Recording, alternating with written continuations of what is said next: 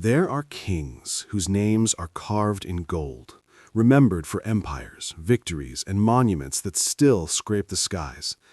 And then there are the others, the ones history whispers about, the ones whose crowns sat too heavily on trembling heads.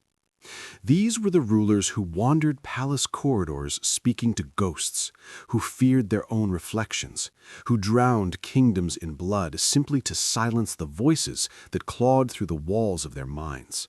Their reigns were marked not by triumph, but by terror. Their names were uttered in locked bedrooms and behind trembling hands. They were the monarchs who proved that sometimes the most dangerous place in the world was not a battlefield, but a throne room ruled by a mind slowly fracturing. Welcome to this dark chapter of history, where power and madness collide in ways few have dared to imagine. If you enjoy chilling stories pulled from the strangest corners of human history, consider subscribing to join us on this unsettling journey. And at the end of this introduction, if you find yourself intrigued, unnerved, or unable to look away, make sure to subscribe so you never miss another descent into the shadows. Power has always demanded a price, but in the courts of Europe, the cost was often heavier than mortal minds could bear.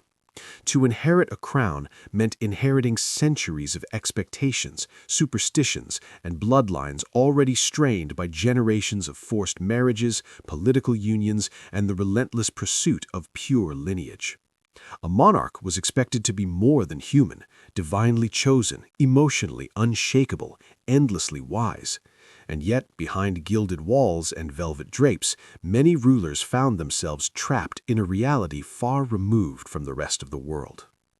Theirs was a life of constant observation, every gesture interpreted, every expression measured, every decision etched permanently into the fate of millions. The pressure splintered some. It contorted their thoughts, twisted their fears into unmanageable shapes, and made their palaces feel more like labyrinths of dread than seats of power. Servants walked on silent feet, terrified to disturb a ruler's fragile stability. Advisors perfected the art of flattery, not out of loyalty, but survival. Even family members found themselves navigating around a ruler's unpredictable storms, hoping to not become the target of a violent outburst or paranoid delusion. The origins of this madness were often sown long before the monarch ever sat upon the throne. Inbreeding had become a weapon disguised as tradition. Cousins married cousins, uncles married nieces. Bloodlines were forced into tighter and tighter coils until the inner threads began to fray. Some children were born with fragile health. Others carried the invisible weight of genetic predispositions that would erupt later in life. The royal idea of purity became a curse that echoed across generations, shaping minds and twisting fates in ways no chronicler dared to write too openly. Yet environment played an equal role. A royal child might grow up surrounded not by love, but by expectation. They were raised behind strict protocols, forbidden from forming genuine bonds, taught to mistrust those beneath them and fear those above. Many were denied normal childhoods entirely, thrust into political machinations before they even understood their own emotions. Some grew fearful of betrayal, others grew obsessed with divine judgment, and a few became convinced that they were chosen for greatness so absolute that ordinary moral rules no longer applied to them. It was in this pressure cooker of power and duty that minds began to crack. A king or queen's instability rarely remained private. It bled into their governance, shaping laws, alliances, and wars. When a ruler's mind faltered, entire nations held their breath, waiting to see whether the next decree would bring prosperity or devastation. History is littered with stories of armies marching because a monarch believed God had spoken to them through a dream, or because a fleeting suspicion convinced them their closest advisor was plotting rebellion. Thousands of lives could be lost simply because a king woke up in a mood spiraling between euphoria and despair. Some rulers battled their inner demons quietly, hiding their anxieties behind ceremony and ritual. Others could not contain the storm. They screamed through palace halls at unseen tormentors. They locked themselves in rooms for days, convinced assassins lurked in every shadow. They fled from their own reflections, certain impostors stared back. And some turned on the very people they once loved, their paranoia twisting affection into fear, rewriting their memories until even family became suspect. To understand the mad kings of Europe, one must first understand the invisible crown they all wore long before the jeweled one touched their heads. This crown was made of expectation, fear, and the crushing burden of history. It weighed far more than gold and could not be removed, no matter how desperately a ruler wished to escape it. That invisible crown was the true instrument of ruin, carving fault lines through vulnerable minds until the heavy mantle of power became indistinguishable from torment. Europe's courts were arenas where spectacle masked suffering. Music echoed through banquet halls, while monarchs sat stiff-backed, gripping their thrones as if physical pressure alone could keep their minds from unraveling. A smile from a king might hide terror. A feast might distract from a night spent pacing sleeplessly, haunted by thoughts no one else could see. Servants learned to recognize the signs: a ruler's trembling hands, their unfocused gaze, the sudden stillness that fell over them before a storm of irrational fury. These rulers lived in a world where seeking help was seen as weakness. Madness was not treated with compassion, but with fear, shame, and secrecy. Doctors prescribed treatments that ranged from ineffective to brutal. Bloodletting, ice baths, prayer sessions, herbal concoctions, and even exorcisms were used in desperate attempts to restore a monarch's clarity. Few worked. Most only deepened the suffering. And so history recorded their reigns as tragedies in slow motion. Some kingdoms collapsed under the weight of their monarch's instability. Others endured, adapting to ruler after ruler whose minds drifted between brilliance and chaos. The madness of kings became more than a private affliction. It became a political force, shaping wars, treaties, and entire generations. This first chapter stands at the threshold of their stories, offering a glimpse into the world where these mad kings were created. It is a world where power could elevate a person to divine heights or drag them into an abyss from which there was no escape. A world where the most dangerous secret was not a plot against the crown, but the fragile mind that wore it. It is here, within the gilded halls and shadowed chambers of Europe's past, that we begin our journey. Ahead lie rulers who believed their bodies were made of glass, queens who guarded the dead, kings who painted dreams across mountains only to drown in their own fantasies, and monarchs whose rage carved scars across entire continents. Their lives were extraordinary, tragic, and terrifying in equal measure. This is the inheritance of the crown. This is the curse of power. This is the story of Europe's mad kings. There are few tales of royal madness as haunting as that of Charles VI of France, a ruler whose mind dissolved like mist under a rising sun. His life began under auspicious omens, celebrations stretching across Paris, crowds cheering the birth of a prince destined to become one of Europe's strongest monarchs. His early years seemed to promise exactly that. He was loved, charming, intelligent, and eager to unify a fractured kingdom.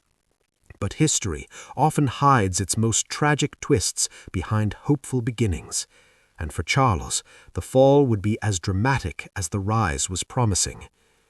As a young king, Charles was called Charles the Beloved. He moved through the halls of Louvre with calm authority, admired by nobles and peasants alike. His court blossomed with color and optimism, his advisors praised his fairness, and his people believed France was finally emerging from its long shadow of conflict. He was the king France needed, steady, compassionate, deeply committed to maintaining peace.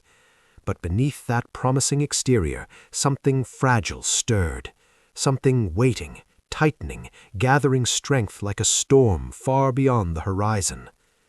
The first signs of Charles's unraveling were subtle, a lingering fatigue, a strange irritability, moments when his attention drifted in the middle of council meetings, as if listening to faint whispers that no one else could hear. Those close to him dismissed these lapses as exhaustion from the burdens of rulership, but the truth was already beginning to its slow, unforgiving creep into the corridors of his mind. No one could have predicted the violent turn that would come one summer day when Charles joined his knights on a journey through the forest. The sun filtered through the canopy, creating shifting patterns of light that danced across his armor. The rhythmic clatter of hooves filled the silence between the men, until a careless accident shattered everything. One of the king's companions dropped a lance. The sound struck Charles like a thunderbolt. In that instant, something snapped. His expression froze, his eyes hollowed, and the king, who had once radiated warmth, became a vessel of terror. He drew his sword and attacked the very men sworn to protect him. The forest erupted into chaos. Knights fled through the undergrowth, calling out their allegiance, begging him to stop, but their words fell into a void. Charles saw not loyal servants, but imagined enemies. By the time they managed to restrain him, several lay dead, and the rest were shaken to their core. When the fit passed, Charles collapsed, trembling, unable to explain what had seized him. Some claimed he had been possessed, others whispered curses, but those who knew madness recognized its arrival in the eyes of their king. After that day, Charles was no longer the ruler France had loved.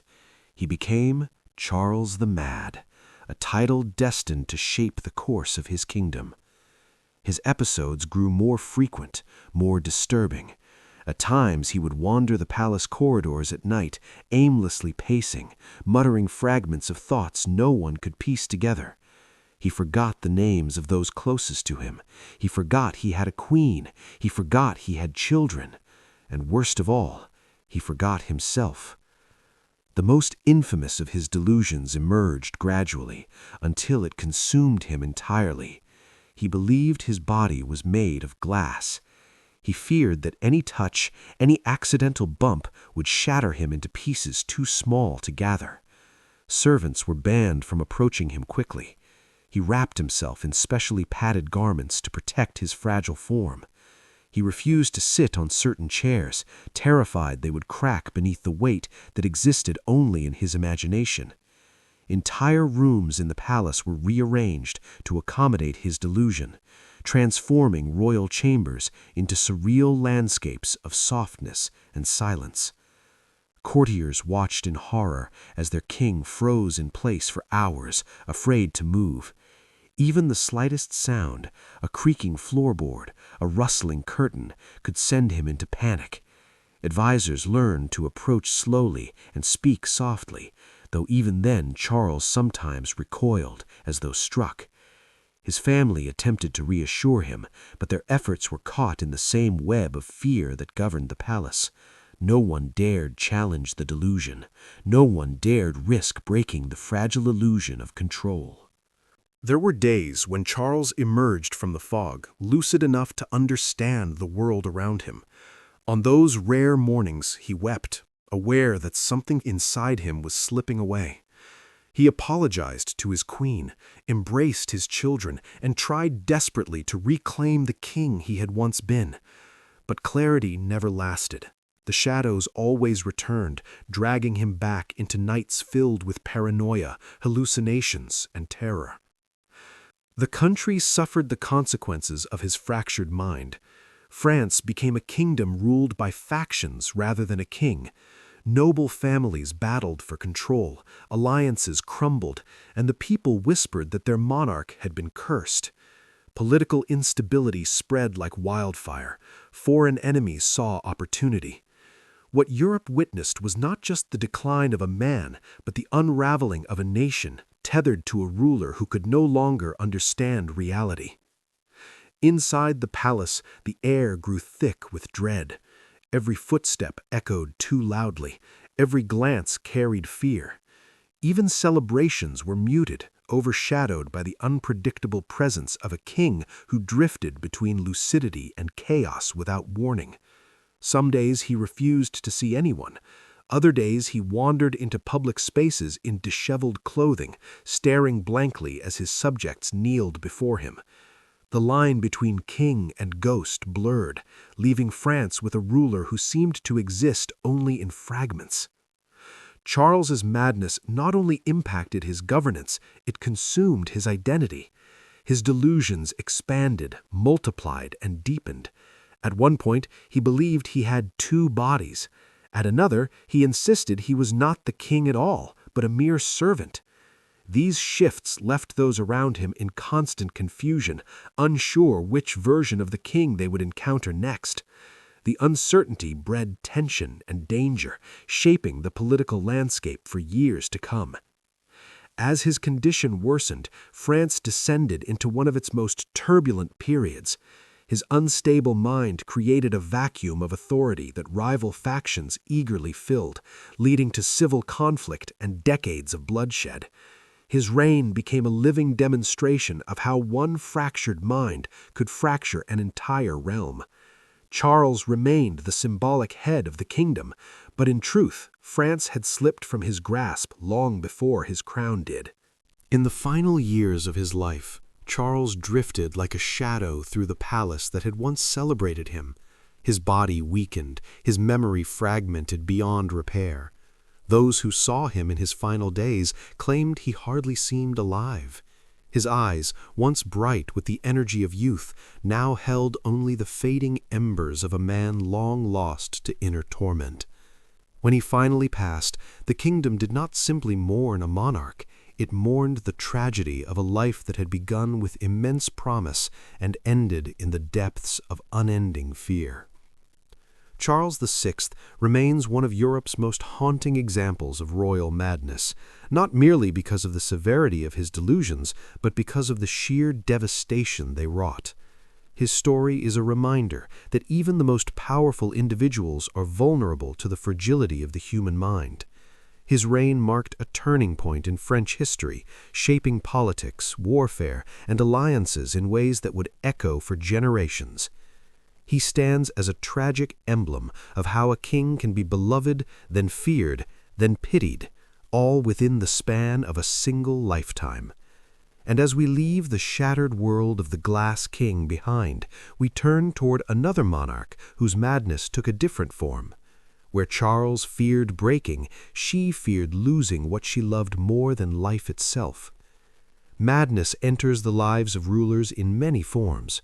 For Charles VI, it was the terror of his body turning to glass. For others, it came through paranoia, violence, or spiraling delusions of grandeur. But for Joanna of Castile, remembered by history as Juana la Loca, Joanna the Mad, madness came through the doorway of grief. Hers was not a madness born in an instant, nor one inherited solely through troubled bloodlines. It was a slow-burning tragedy, a story of love, betrayal, loss, and the crushing weight of being a woman expected to rule in a world determined to silence her. Joanna was born into a dynasty where political ambition outweighed affection, and every child was a pawn before they could even speak. She was the daughter of the powerful Catholic monarchs Ferdinand of Aragon and Isabella of Castile, rulers who helped shape the future of Spain and Europe. In such an environment, Joanna's childhood was marked not by innocence, but by careful grooming, rigid expectations, and the ever-present knowledge that her life was not her own. She was intelligent, quick-witted, and intensely emotional, qualities that made her valuable to her family's plans, but also vulnerable to the emotional storms that would later consume her. Her marriage to Philip the Handsome of Burgundy was not forged in romance, but in political necessity. Yet the moment the two met, a fierce and immediate attraction ignited between them. Their passion burned intensely, both tender and tempestuous, filled with obsession and jealousy that neither fully understood. Joanna loved Philip with a devotion that bordered on worship, a devotion that would ultimately become her downfall. In the shimmering courts of Burgundy, she clung to him as her anchor, believing he was the one constant in a life shaped by duty. But Philip, though undeniably taken by her beauty and intelligence, was driven by ambition, not loyalty. The cracks began to appear quickly. Philip's wandering eye, his political machinations, and his growing impatience with a wife who felt emotions too deeply began to erode the fragile foundation of their union. Joanna sensed the slipping affection and clung even harder, her anxieties sharpening into fear of abandonment. Every whisper of infidelity, every cold glance, every rumor of political betrayal fed the fire of her emotional turmoil. She found herself spiraling deeper into jealousy and despair, each moment of insecurity amplified by the loneliness of a foreign court where few offered her comfort and even fewer offered her truth. When Joanna's mother died, the world that had already begun to crack inside her finally split open. Isabella had been both a stern ruler and a distant mother, but she was also Joanna's last link to stability. Her death left Joanna adrift, stripped of the last tether to a sense of belonging. At the very moment she needed support, Philip began to manipulate the situation to his advantage. He sought to control Joanna's claim to the thrones of Castile and Aragon, whispering to advisors, sowing seeds of doubt about her mental state, shaping a narrative that portrayed her as unstable. His ambitions grew larger than their marriage, and Joanna, vulnerable and grieving, could do little to stop the descent. The story that cemented her place in history as the Mad Queen came after Philip's sudden death. His passing was both unexpected and devastating, striking Joanna like a blow that shattered her world beyond repair. Overcome with grief, she clung to his body, literally. She refused to allow him to be buried, insisted he remain above ground, and ordered that his coffin be transported across the kingdom as she traveled from town to town in a restless haze of mourning. By night, she visited the coffin, sitting beside it for hours, whispering prayers or simply staring, as though trying to will life back into the cold form she loved so desperately. Rumors spread quickly. People claimed she opened the coffin, that she guarded it from imagined threats, that she refused entry to women she thought might steal her dead husband's beauty. Whether these stories were exaggerated or not, they fed the legend of her madness, becoming the narrative that powerful men around her used to strip her of autonomy. But beneath the layers of myth lies a truth far more human. Joanna was consumed by grief in a world where emotional expression from a woman, especially a queen, was treated as instability. Her father and others used this grief to imprison her, both physically and politically. Joanna was forced into confinement, locked away in a convent by men who claimed they were protecting her, when in reality they were protecting their own power. In her cell, she spent years in isolation, her mind drifting through memories of love lost, betrayal endured, and a life that had slipped from her grasp long before the walls closed around her. She became a queen in name only, her authority dissolved, her voice silenced. The world outside moved on, while Joanna lived in shadows, lingering between memory and madness. Yet the tragedy of Joanna's life is not only the sorrow of her confinement, it is the ambiguity that haunts her story to this day. Was she truly mad, or was she a victim of political manipulation, emotional trauma, and a society that punished women for feeling too deeply?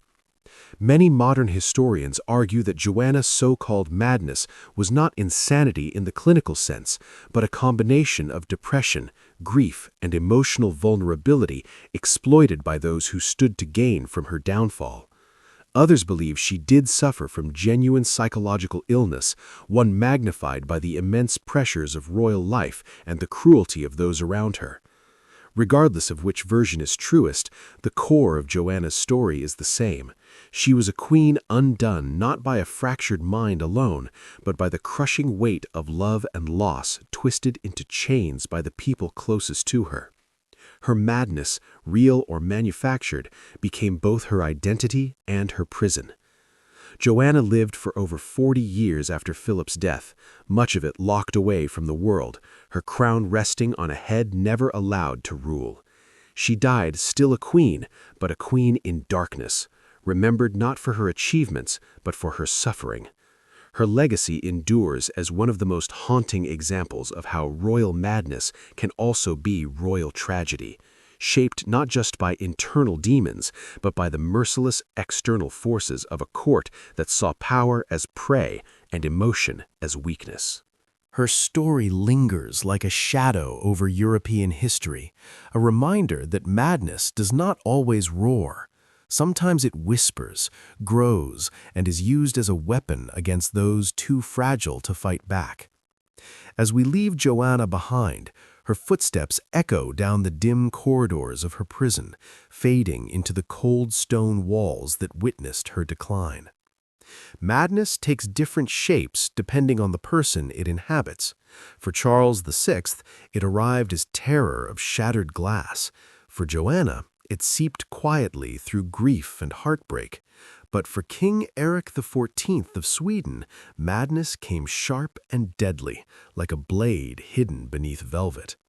His was a mind devoured by suspicion, consumed by the chilling certainty that the world around him was full of enemies. Where others saw the shimmering surface of royal life, Eric saw shadows coiling behind every smile, poison swirling in every cup, and betrayal whispering from every corner of his court. Eric was born into a kingdom already burdened by tension and shifting power. Sweden's throne was a prize coveted by nobles and foreign rulers alike, and the pressure to assert dominance fell heavily on the young prince. His childhood was shaped by constant political turbulence, his education intense and isolating, his every move scrutinized by advisors who viewed him both as future savior and potential liability. Perhaps this atmosphere planted the first seeds of fear, seeds that would one day grow into the monstrous forest of paranoia that swallowed him whole. When Eric finally rose to the throne, he believed it was his destiny to transform Sweden into a mighty northern empire. And at first, he ruled with ambition and brilliance.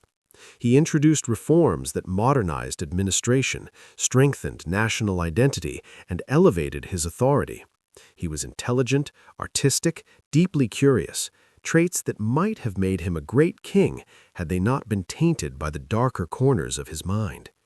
Even in his early years, observers noticed his unpredictability. Moments of intense enthusiasm followed abruptly by storms of brooding silence, flashes of generosity offset by sudden, icy suspicion. The tipping point came when war tensions and domestic rivalries began to close in around him.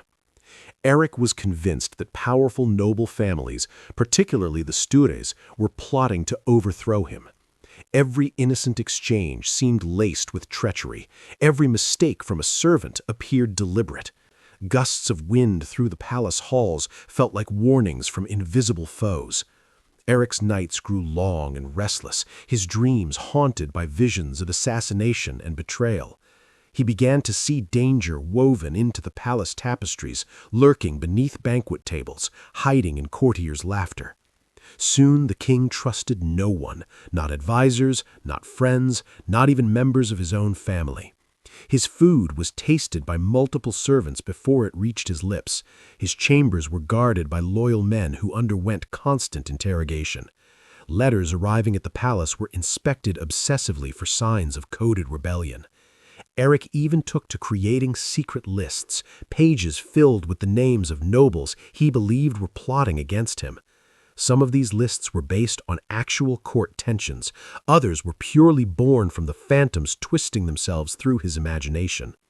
At his worst moments, Eric carried poison in the ring he wore daily, convinced he might need to kill or defend himself at a moment's notice. His fascination with alchemy grew into obsession. He surrounded himself with astrologers, mystics, and shadowy figures who promised to protect him through supernatural means. Their rituals offered temporary comfort, but they also fueled his dread, feeding him vague predictions of looming threats. Every omen, every star alignment, every strange dream became further proof that he was surrounded by enemies. The paranoia escalated into violence, culminating in one of the most infamous events in Scandinavian history, the Sture murders. Convinced that members of the Sture family were plotting to overthrow him, Erik ordered their arrest and imprisonment. But imprisonment was not enough to quell the tempest in his mind. One day, driven by a surge of uncontrollable fear and fury, Erik entered their chamber and attacked Nils Swanteson Sture himself. He struck repeatedly, unable to stop even when blood pooled across the floor. His guards, shocked and terrified, followed the king's lead, beating and stabbing the rest of the imprisoned nobles until their cries fell into chilling silence. It was a massacre born not of strategy, but of madness. The aftermath was catastrophic. The murders turned powerful noble families against him and shattered what remained of Sweden's political stability. The court, already fearful, now trembled at the sight of their king, unsure when his paranoia might mark them as the next imagined traitors. Erik's behavior spiraled further. He isolated himself, muttering to unseen observers, pacing for hours, staring at walls as though expecting them to speak. His mood shifted rapidly from frantic energy to crushing despair. He alternated between lavish gestures of affection and frigid outbursts that left courtiers shaken. Whispers of removing him from the throne grew louder. His half-brothers, particularly John, began to position themselves carefully, waiting for the inevitable collapse of Erik's authority. Even the king's closest supporters realized they could no longer protect or excuse him. His own people watched their ruler slip beneath the surface of a mind drowning in its own illusions. Eventually, Erik's paranoia turned inward and fractured the last remnants of trust he had. He suspected betrayal everywhere, even among the guards tasked to protect him. There came a day when the king's own half-brother John seized the moment and orchestrated a coup. Erik, once the brilliant and promising ruler of Sweden, was taken prisoner. He was moved from fortress to fortress, each transfer marking another step in the tragic disintegration of a kingdom destabilized by its ruler's spiraling mind. In captivity, Erik's mental state continued to deteriorate. Some days he existed in a fog of confusion, unable to recognize those around him. Other days he ranted in fear, claiming assassins were coming through the walls. Though stripped of power, the shadows of imagined enemies followed him relentlessly, haunting even the cold stone chambers of his imprisonment. In captivity, Erik's mental state continued to deteriorate. Some days he existed in a fog of confusion, unable to recognize those around him. Other days he ranted in fear, claiming assassins were coming through the walls. Though stripped of power, the shadows of imagined enemies followed him relentlessly, haunting even the cold stone chambers of his imprisonment. The final act of Erik's story remains shrouded in uncertainty. Many believe he was poisoned, ironically through the very method that had tormented his thoughts for years. Others claim his health simply deteriorated under the weight of madness and confinement. Whether murdered or undone by his own mind, Erik XIV died in the darkness that had chased him all his life. His legacy became a chilling reminder of the destructive potential of paranoia, especially when held in the hands of a king. Erik began as a visionary ruler, full of creativity and ambition, but his brilliance became devoured by fears that grew louder than reason, sharper than loyalty, and deadlier than any physical enemy. His story stands as one of Europe's starkest tragedies, a portrait of a mind slowly turning its own kingdom into a prison. From his shadowed tale, we move next to a very different kind of mad king, one who did not succumb to fear or grief, but to dreams so beautiful and consuming that reality itself could no longer hold him. Some monarchs are remembered for their brutality, others for their paranoia or their grief, but Ludwig II of Bavaria is remembered for something far more ethereal, his dreams. towering, luminous, impossible dreams that rose into the sky like marble ghosts. He was a king who tried to escape the weight of the world by building new worlds of his own, castles that glowed like mirages in the Bavarian landscape. Yet for all their beauty, those castles could not shield him from the madness that followed him like a silent companion. In the end, his imagined kingdoms became both sanctuary and prison, and the waters that closed over him were as mysterious as the fantasies that consumed him. Ludwig was born into a turbulent environment of expectation, formality, and emotional distance. His childhood was cold and ceremonial, surrounded by courtiers who measured his every word and gesture. He grew up in palaces of stone, but felt more at home in the forests and mountains beyond their gates. He preferred solitude, wandering beneath towering trees or sitting alone by mountain lakes. Even as a boy, Ludwig drifted easily into fantasy, losing himself in stories of medieval knights, divine heroism, and mystical worlds untouched by politics or human cruelty.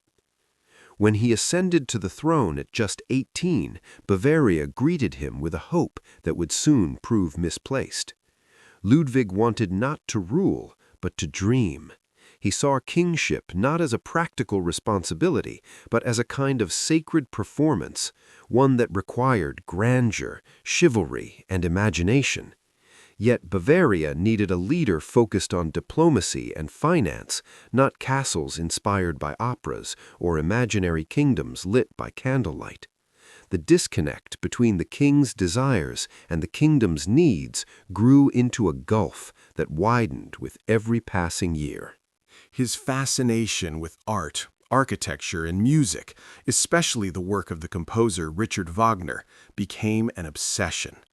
Ludwig idolized Wagner, envisioning him as a prophet capable of bringing the king's fantasies to life through sound. He supported the composer lavishly, even as advisors begged him to curb his spending. To Ludwig, Wagner's music was not entertainment, but revelation. Through it, he glimpsed a world more beautiful than the one he ruled, a world he longed to inhabit, one where duty and conflict melted away and only splendor remained. Driven by this yearning, Ludwig began building his castles, Neuschwanstein, Linderhof, and Herrenchiemsee. They rose like visions from enchanted stories, each decorated with intricate detail and constructed with staggering expense. Neuschwanstein perched on its mountain slope like something pulled from a dream, its towers piercing the sky, its halls filled with murals depicting heroic epics. Every decision, from the layout of rooms to the choice of fabrics, was guided not by practicality, but by fantasy. But reality refused to stay outside the castle gates. The financial strain became unbearable. Bavaria's ministers grew increasingly alarmed as the king's projects drained at the treasury.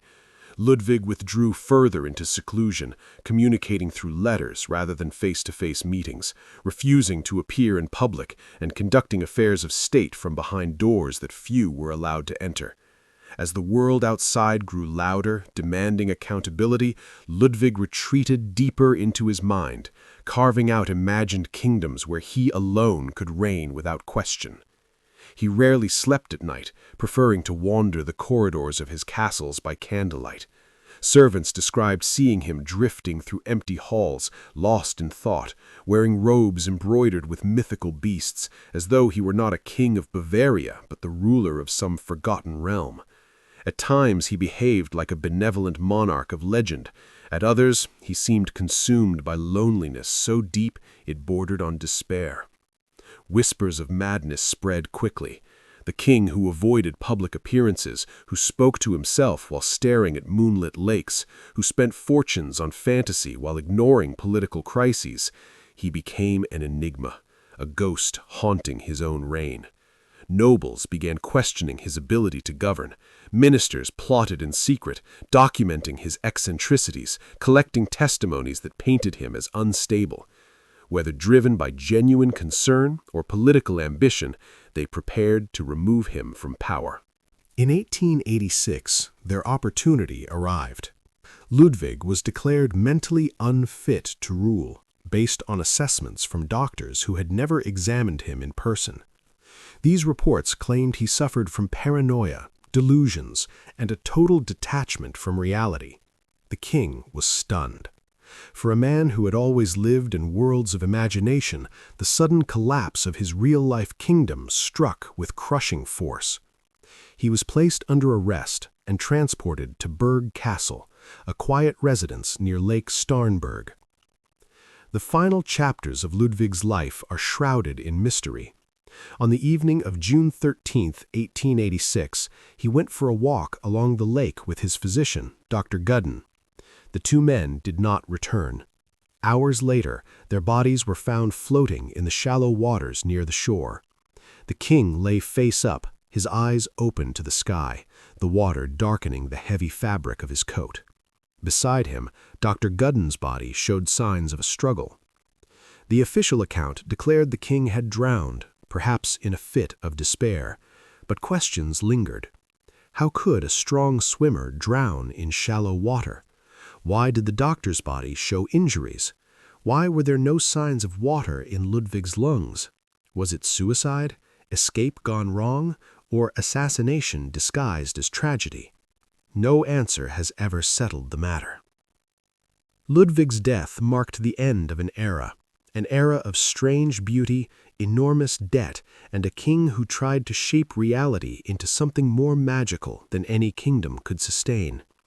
His castles remain standing, drawing millions of visitors from around the world. They shimmer on hilltops and islands, monuments to longing and imagination. But behind their beauty lies the story of a king whose dreams were too heavy for him to carry alone. He is remembered as the fairy tale king, a ruler lost between fantasy and duty, whose yearning for beauty eventually became indistinguishable from lunacy. Ludwig's madness was not a roar, but a song, a haunting, irresistible melody that pulled him away from the world until the lake claimed him forever. From the dreamlike tragedy of Ludwig II, we turn next to a ruler whose madness took a darker, bloodier path, one whose legacy would reshape an entire continent through fear alone. Some rulers slip quietly into madness. Others descend gradually, their minds unraveling thread by thread. But Ivan IV of Russia did not slip or descend, he plunged, dragging an entire empire into the darkness with him. His madness was not fragile or sorrowful, it was a wildfire, blazing with fury, paranoia, and cruelty that twisted his reign into one of the most terrifying chapters in European history. Ivan's childhood was the cradle of his madness. Born into the powerful Rurik dynasty, he lost his father as an infant and his mother before he reached 8. The vacuum left by their deaths ignited vicious power struggles among the boyars, the Russian nobles who sought control over the young heir. Ivan grew up surrounded not by love or guidance, but by treachery and brutality. He watched nobles manipulate, poison, and murder with cold precision. At times, he and his little brother were starved or neglected. At other times, they were used as symbols in battles for influence. The palace, which should have been a sanctuary, became an arena of chaos. These years forged something dangerous in Ivan. Fear turned into suspicion. Suspicion turned into hatred. Hatred hardened into a belief that trust was a luxury he could not afford. A child raised in such an environment might have become timid or broken, but Ivan became something else entirely. Brilliant, calculating, and deeply wounded. His mind, shaped by cruelty, grew sharp like a blade, capable of greatness and destruction in equal measure. When he ascended the throne at 16, Russia expected a ruler molded by trauma. But Ivan initially surprised the world. He passed reforms that strengthened the government, modernized the military, and centralized authority. For a time, he ruled with clarity and ambition. His coronation as the first Tsar of Russia symbolized a new era, one where he would break the power of the feuding boyars and create a unified, powerful state. But beneath this controlled exterior, the shadows of his past lingered, waiting for the moment to consume him. That moment arrived when his beloved wife, Anastasia, died under suspicious circumstances. Her death shattered Ivan. She had been the only person who soothed the storms inside him, the one figure who brought warmth into his fractured world. Without her presence, the king's grip on sanity weakened. He became convinced that the boyars had poisoned her. Whether this was true or not, the belief solidified into obsession. The trauma of his childhood resurfaced, inflaming the paranoia that had been dormant for years. Ivan's transformation was swift and ferocious. He abandoned rational governance and turned instead to vengeance. His rage became the foundation of a new political order, the Oprichnina. Cloaked in black, riding black horses, and carrying severed dog heads as symbols of sniffing out treason, the Oprichniki became the Tsar's personal army of terror. They spread across Russia like a plague, dragging citizens from their homes, torturing noble families, burning entire towns, and executing thousands in the name of protecting the Tsar from imaginary threats. Ivan watched these horrors unfold with cold satisfaction, convinced he was purifying Russia from treachery. His delusions grew with every act of violence. He interpreted natural disasters as signs of betrayal, political disagreements as conspiracies, and even loyal advisors as potential traitors. Entire families vanished under his orders. His cruelty was not spontaneous, it was methodical, ritualized, and accompanied by an unshakable belief in his own divine justification. The Tsar's paranoia deepened as he aged. He began moving constantly from one fortress to another, believing assassins lurked in every shadow. He subjected his remaining counselors to unpredictable fits of rage, then lavished them with gifts hours later. His mind lived in extremes. He was either the benevolent father of Russia or the vengeful destroyer of all who doubted him. The boundaries of sanity blurred, replaced by an internal echo chamber where only fear and suspicion survived. The tragedy of Ivan reached its darkest moment in a single act that has become symbolic of his reign, the death of his own son. During one of his frenzied episodes, Ivan struck the young man with such force that he killed him instantly. In that moment, the last thread tethering him to humanity snapped. The grief that followed was immense. He had destroyed the heir he loved most, but even this sorrow could not bring clarity or restoration. It only deepened his descent into the abyss. Russia suffered relentlessly during these years. Villages were reduced to ashes, nobles fled or died under torture, the economy nearly collapsed, foreign enemies seized the chance to strike. Yet Ivan continued to obsess over threats that did not exist, blind to the very real destruction spiraling across his realm. The Tsar who once dreamed of a mighty Russia became the architect of its suffering, trapped inside a mind where every corner held a phantom enemy. In his final years, Ivan grew physically weak, but his mind remained storm-ridden. He demanded alchemists search for elixirs to prolong his life. He changed his living quarters repeatedly, convinced poison lay hidden in walls and ceilings. He conducted bizarre rituals and carried religious relics everywhere, hoping they would ward off danger. Yet the danger he feared most lived inside him, growing stronger as his body failed. Ivan died suddenly in 1584 while playing chess, collapsing forward as though struck by an invisible force. Some believed it was a natural death. Others suspected poisoning, an irony too perfect to ignore. But perhaps the truth is simpler. a body worn down by years of rage, fear, and tyranny finally surrendered. His death ended one of the darkest reigns in European history, leaving behind a kingdom scarred by the violence of a single tormented mind. Ivan the Terrible remains a chilling reminder of what happens when absolute power fuses with unchecked paranoia.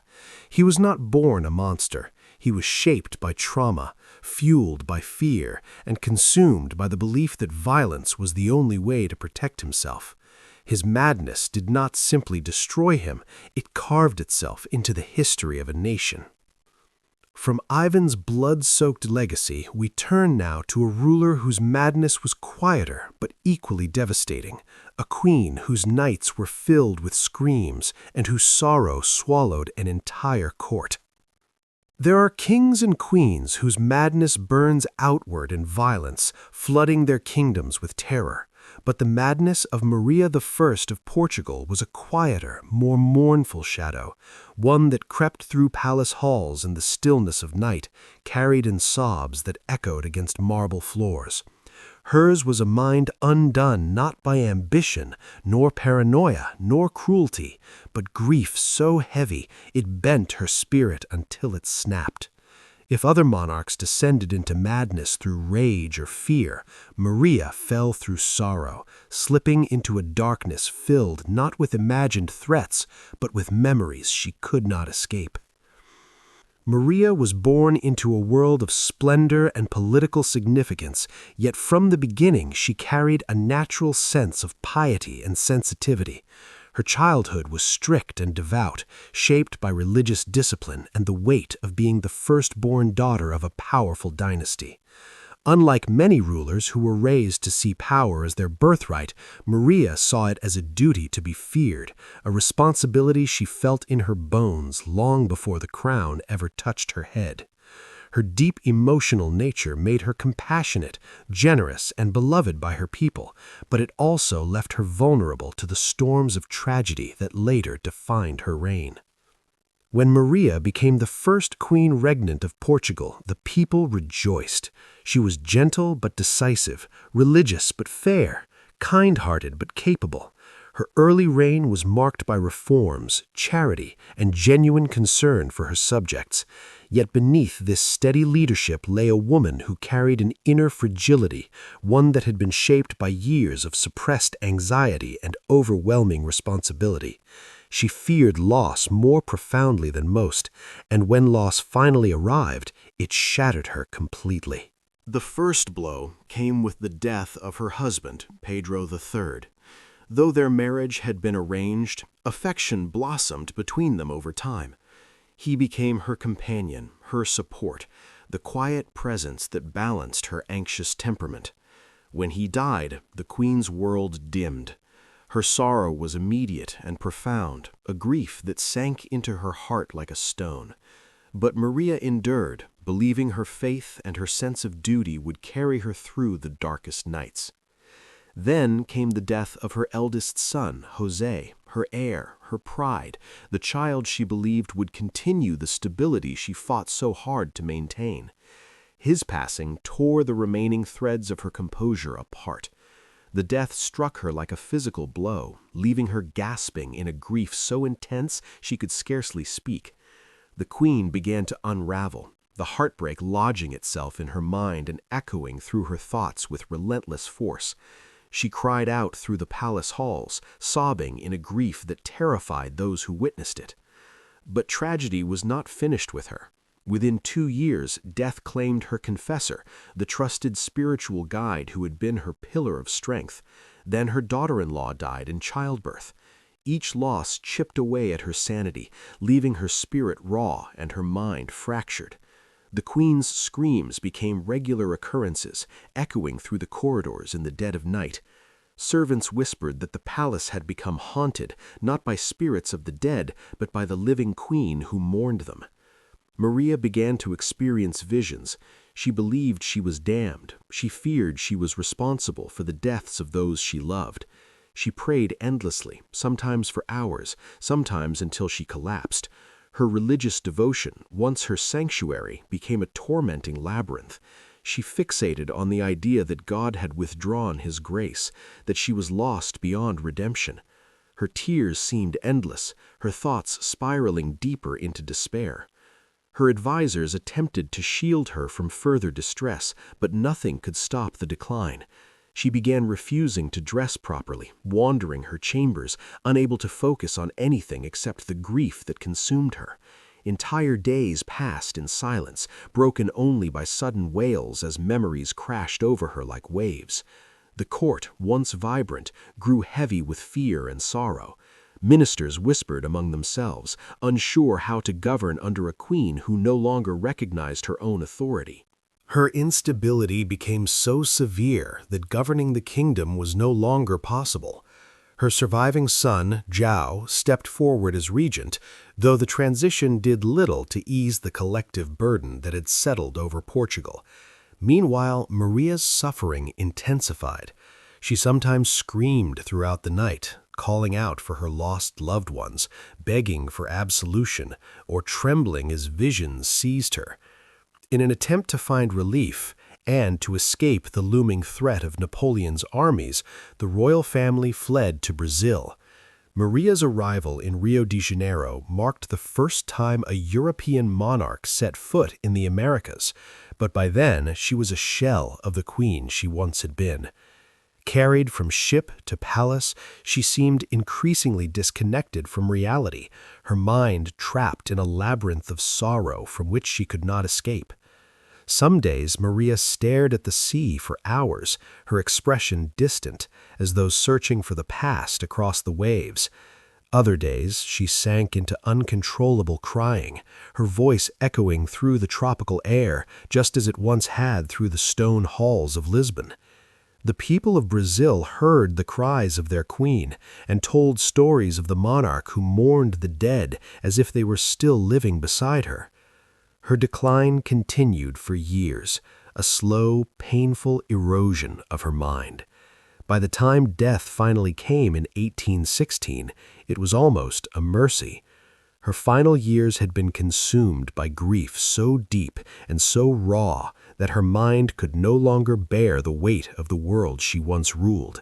She was buried as a queen, honored for her early reign, mourned for her suffering, and remembered for the haunting tragedy that defined her later life.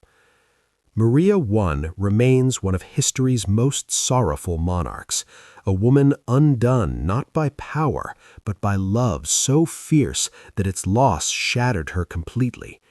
Her story stands as a stark counterpart to the violence and paranoia of kings before her. In Maria's madness, there was no rage, no cruelty, no thirst for power, only sorrow, only echoes of the dead, only the grief of a queen who carried too many losses and too much responsibility upon fragile shoulders. From her heartbreaking tale, we now turn to a different kind of madness, the madness not of individuals, but of entire courts shaped by fear, pressure, and the suffocating weight of royal politics. Madness in monarchs did not exist in isolation. It grew, evolved, and multiplied inside the courts that surrounded them, courts built on power, ambition, and fear.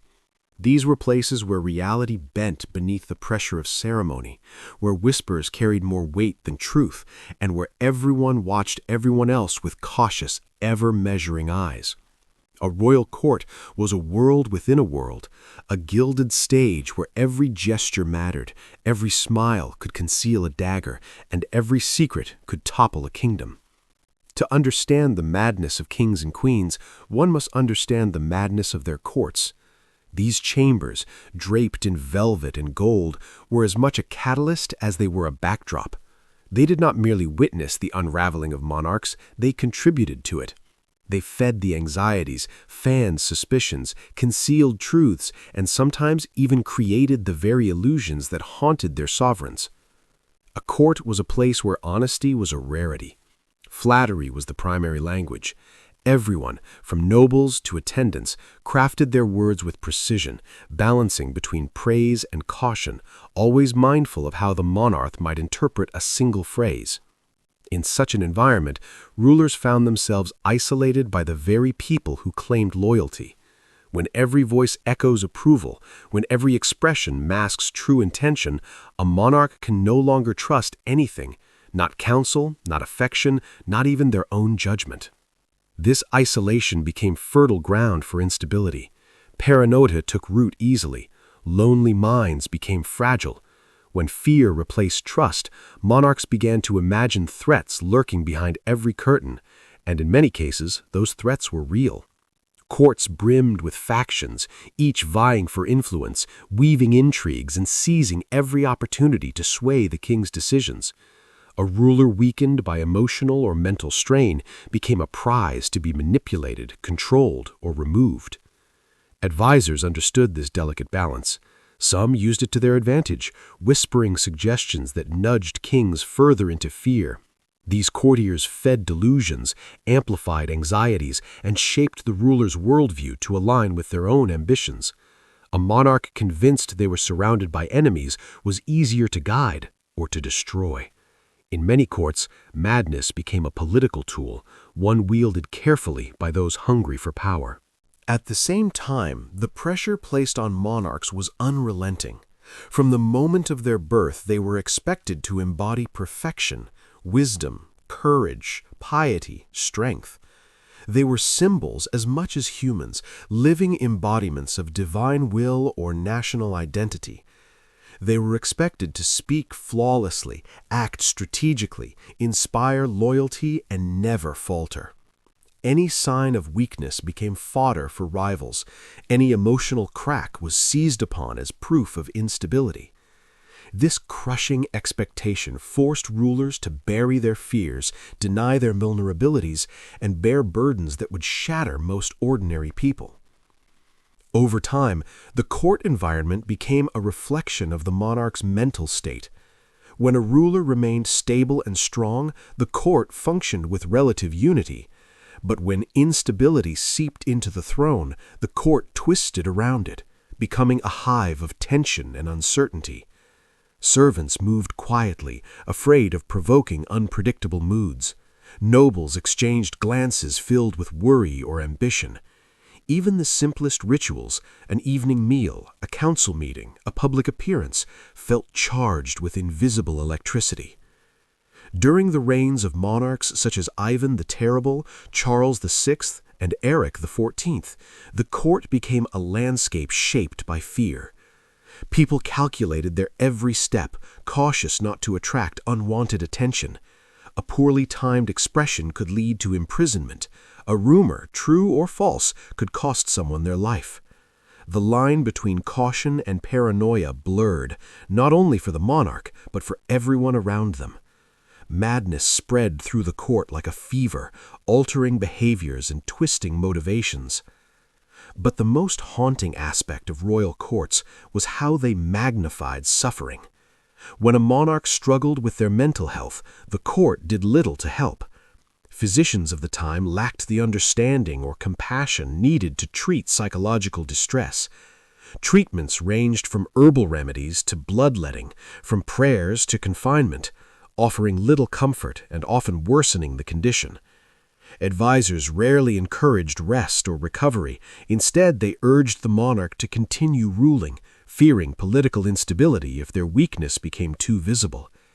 In such an environment, madness thrived.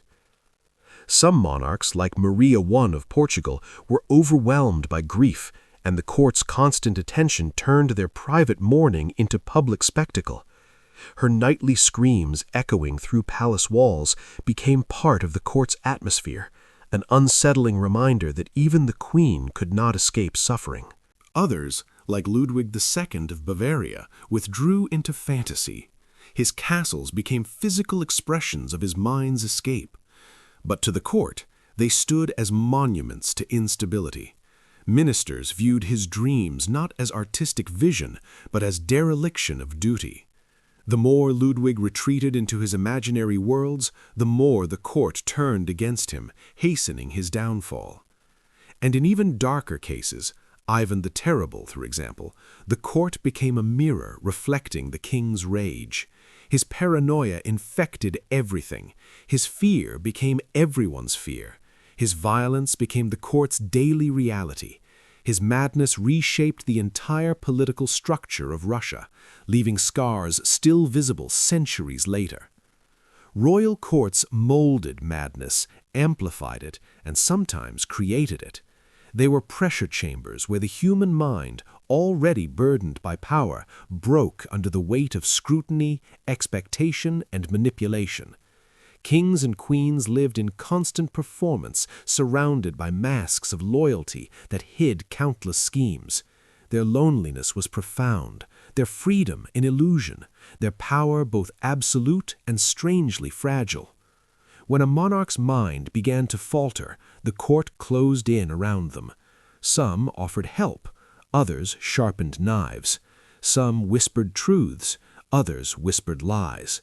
But in every case, the court became part of the story, part of the descent, part of the tragedy. As long as monarchs were expected to be more than human, their madness remained inevitable.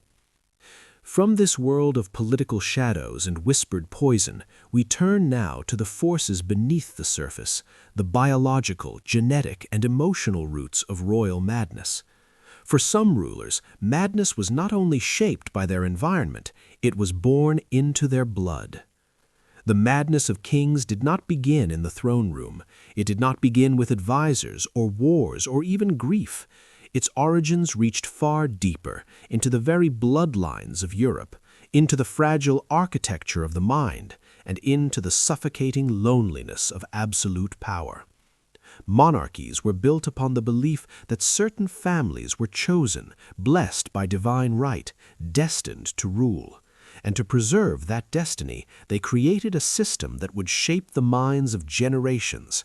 Marry only within your rank, keep blood pure, maintain the lineage at all costs. But purity came with a price.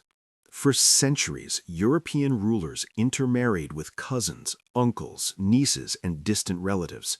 These unions were designed to secure alliances and preserve royal blood, but beneath the glittering surface of dynastic strategy lay invisible patterns, genetic traps ready to spring. Inbreeding increased the likelihood of inherited disorders, both physical and psychological. Fragile minds were often born into fragile bodies. Some monarchs appeared fine throughout childhood, only to unravel under the pressures of adulthood. Others showed signs early on, nervous tempers, volatile moods, strange fears, but these were dismissed as quirks rather than warnings.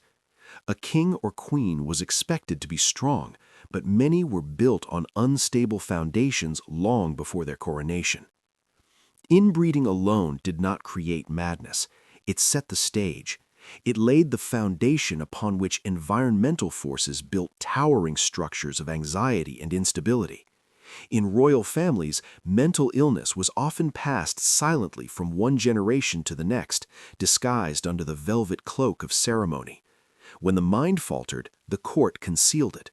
When a ruler broke, history covered the cracks with embellished tales or convenient omissions. But the truth remained.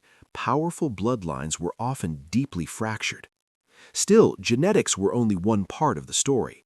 The psychology of isolation was equally potent. A monarch lived surrounded by thousands, yet trusted no one. Their every emotion was scrutinized, their every decision dissected. They were watched from the moment they woke to the moment they slept, by servants, advisors, foreign spies, nobles hungry for influence, and family members with ambitions of their own. Even joy became a performance. Grief was political. Anger was dangerous. Vulnerability was forbidden. Under such pressure, the human mind could not remain untouched. Isolation did not mean solitude. It meant loneliness in its purest form, the kind that hollowed the heart and distorted thought. Monarchs were often raised in rigid environments, deprived of normal friendships, taught that affection was weakness, and trained to be wary of anyone who approached them. Love itself became a political negotiation. Marriage was strategic, not emotional. Children were heirs, not companions. From childhood onward, future rulers lived in a world without equals. This loneliness created an emotional vacuum, one that could easily be filled by fear. When a ruler grew suspicious, there was rarely anyone they could confide in honestly. Courts were full of watchers, not supporters. Advisors rarely offered genuine comfort, they offered strategies. Servants did not soothe, they obeyed. Family members did not embrace, they negotiated. A king's comfort was limited to ceremony, ritual, and the silent echo of his own thoughts. And when those thoughts began to twist, there was no escape. The psychology of absolute power also amplified emotional instability. Monarchs were often raised to believe they were chosen by God, destined for greatness, inherently superior. For some, this belief created resilience. For others, it created delusion. If the world contradicted their desires, the world had to be wrong. If people opposed them, those people must be wicked. If circumstances went awry, fate must be conspiring against them.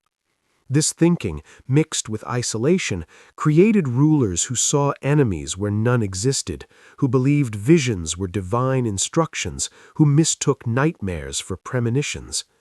Royal childhoods were often prisons disguised as palaces.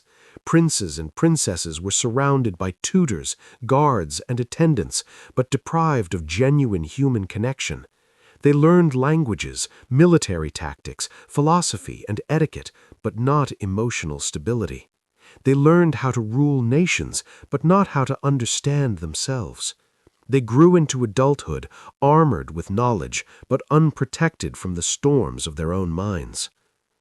Many carried traumas that compounded their fragile psychological foundations.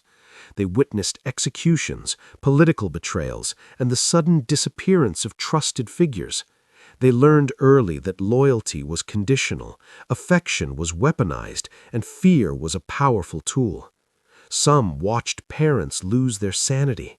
Others watched siblings die under suspicious circumstances. These experiences were not forgotten. They simmered beneath the surface, shaping the monarch's decisions and fueling future paranoia.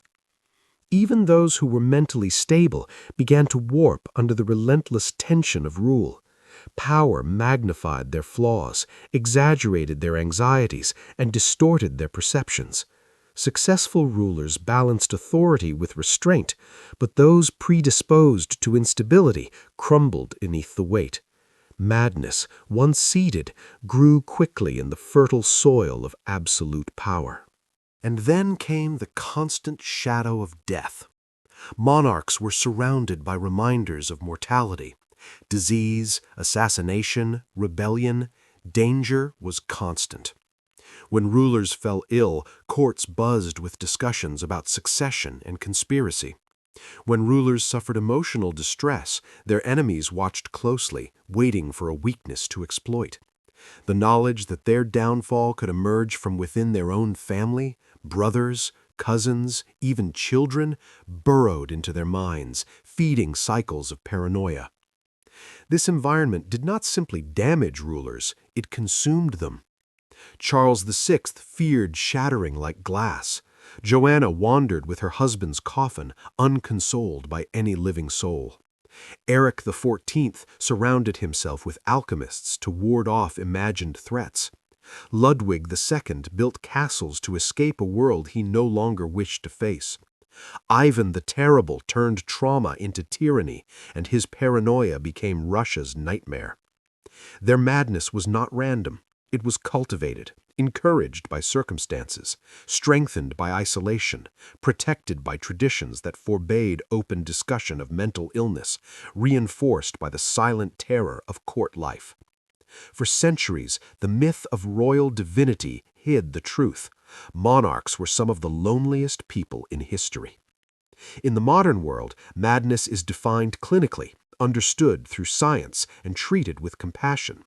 But in the past, madness in royalty was a storm with no calm center, no remedy, no mercy. It was a force that shaped nations, altered histories, and left legacies written in blood and sorrow. The story of European royalty is not merely the story of political power, it is the story of human minds strained beyond their limits, sometimes doomed to break. And as we stand on the edge of this understanding, only one chapter remains, a chapter that explores what happens when a kingdom is ruled not by brilliance, not by power, and not by wisdom, but by a mind fractured beyond repair. When a monarch begins to unravel, the kingdom unravels with them. The throne, so often depicted as a symbol of divine certainty, becomes instead a trembling pillar. Every decree becomes a question, every gesture becomes a warning, every rumor becomes a prophecy. And the court, the ever-watching, ever-whispering court, feels the shift first, like animals sensing a storm long before the sky darkens. What follows is not merely the madness of a single ruler, but the slow collapse of an entire world built on the illusion that a crown can hold a kingdom together. In the great halls of Europe, when monarchs began to break, the air changed. Servants walked more cautiously, their steps echoing too loudly in chambers that once hummed with confidence. Nobles gathered in tight circles, their eyes darting toward the throne with a mix of fear and opportunity. Advisors sat upright, tense, bracing themselves for moods that shifted like lightning. Every corner of the palace seemed to hold its breath. For the people beyond those walls, the monarch's madness appeared as distant thunder. Taxes increased, laws grew harsher or more erratic, wars ignited without explanation. Justice became unpredictable, swayed by delusions or despair. A king's unraveling mind could send armies marching, could imprison innocents, could plunge nations into chaos. Madness at the top became madness everywhere. In some kingdoms, the descent was slow, a gradual dimming like the final embers of a dying fire. The ruler withdrew from public view, avoided ceremonies, retreated into locked rooms guarded by men who spoke in lowered voices. Rumors spread through towns and markets. The king has not spoken for days. The queen refuses to eat. The sovereign laughs at shadows. People whispered prayers or exchanged fearful glances, uncertain how much longer their country could endure this invisible decline. In other realms, the collapse was swift and violent. A single episode, a burst of rage, a wildly irrational decree sent shockwaves through the court. Ministers debated in hushed tones whether the monarch was still fit to rule. Rivals sharpened their ambitions. Rebels smelled weakness. Foreign powers circled like wolves. When a ruler's mind shattered publicly, kingdoms trembled. Soldiers hesitated to follow orders. Nobles calculated their survival. And the crown, once heavy with the weight of authority, became a symbol of fragility. The final phase of a monarch's madness was often the most haunting. It was the moment when they ceased to be rulers and became specters haunting their own palaces. Their presence lingered in rooms they no longer commanded. Their footsteps, once confident, now faltered. Their eyes, once sharp and commanding, became distant, unfocused, or wild. They drifted through corridors like forgotten memories, ignored by some, pitied by others, feared by all. At times, they reached moments of clarity, fleeting glimpses of the world they had lost. In these moments, they saw the kingdom crumbling around them and recognized their role in its downfall. The guilt weighed heavily, a burden far greater than any crown. But clarity never lasted. Darkness always returned, swallowing their thoughts, leaving them wandering through their own mind like exiles in a foreign land. Eventually, the kingdom had to choose, continue under a broken sovereign or strip them of power. But removing a monarch was never simple. It required careful maneuvering, political alliances, and often deception. Many rulers were quietly pushed aside under the guise of protection, confined to distant castles or discreetly imprisoned within their own palaces. Some were watched day and night, their every action controlled. Others were allowed to drift into obscurity, their presence acknowledged only in official records. And then there were those whose madness ended in tragedy, a mysterious death, a sudden collapse, a drowning in shallow water, a quiet suffocation, or a convenient illness. History recorded these events with ambiguous phrases, but the truth often hid behind political necessity. A mad monarch was a liability. A dead monarch was a solution. As centuries passed, the pattern repeated.